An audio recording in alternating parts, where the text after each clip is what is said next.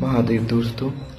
बेताल भारतीय पौराणिक कथाओं और लोक कथाओं का संसार अगणित रहस्यमयी और आकर्षक पात्रों से भरा पड़ा है।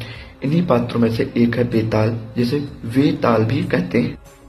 बेताल का नाम सुनते ही हमारे मन में राजा विक्रमादित्य और उनके कंधे पर बैठे बेताल की छवि उभर कर आती है, जो हर बार एक नई कहानी और एक कठिन प्रश्न के साथ राजा की बुद्धि और न्याय की परीक्षा लेता है। लेकिन बेताल केवल एक कहानी सुनाने वाला भूत नहीं है, बल्कि वह ज्ञान, रहस्य और नैतिकता का प्रतीक है।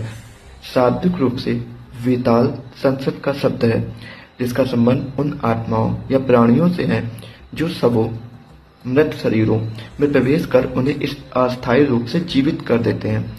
ये साधारण भूत प्रेत से अलग होते हैं।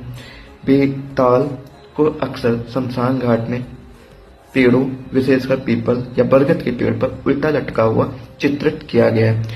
इनकी सबसे बड़ी विशेषता यह है कि ये केवल एक डरावने प्राणी नहीं, बल्कि इनके पास अपार ज्ञान, तर्क शक्ति और भविष्य देखने की क्षमता होती है। वे मानव स्वभाव और धर्म अधर्म की गहरी समझ रखते हैं। प्राचीन कथा साहित्य में बेताल का अनेकों प्रकार का उल्लेख आता है। वास्तव में बेताल कोई कथा जनित काल्पनिक पात्र न होकर वास्तविक शक्ति होता है। कई तांत्रिक ग्रंथों में भी बेताल का उल्लेख होता है। बेताल शक्ति के प्रतीक माने गए हैं और इन्हें अनेकों प्रकार के कार्यों, मनोरथों की पूर्ति में सहायक होते हैं। तंत्र शास्त्र में इन्हें भगवान शंकर का गढ़ माना जाता है। गुणधर्म, स्वभाव और शक्ति के कारण बेताल को भूत, प्रेत, पिशाचों से उच्च माना गया है। ये सब भी रुद्रगण कहे गए हैं, किंतु इनकी शक्ति और स्थिति बेताल से नीचे होती है, क्योंकि बेताल तो शंकर जी का गढ़ है, तो रुद्रगण ही है। बेताल के भी कई रूप होते हैं और तथा इनकी सिद्धियां की विधियां और मंत्र भी अलग अलग होते हैं।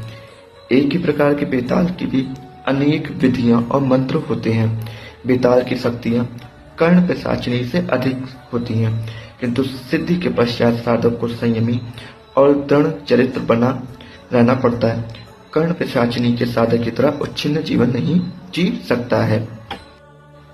बेताल त्रिकालदर्शी होते हैं, यानी वे भूत, वर्तमान और भविष्य की घटनाओं को जानते हैं। यही कारण है कि इनकी कहानियां ज्ञान और रहस्यों से भरी होती है।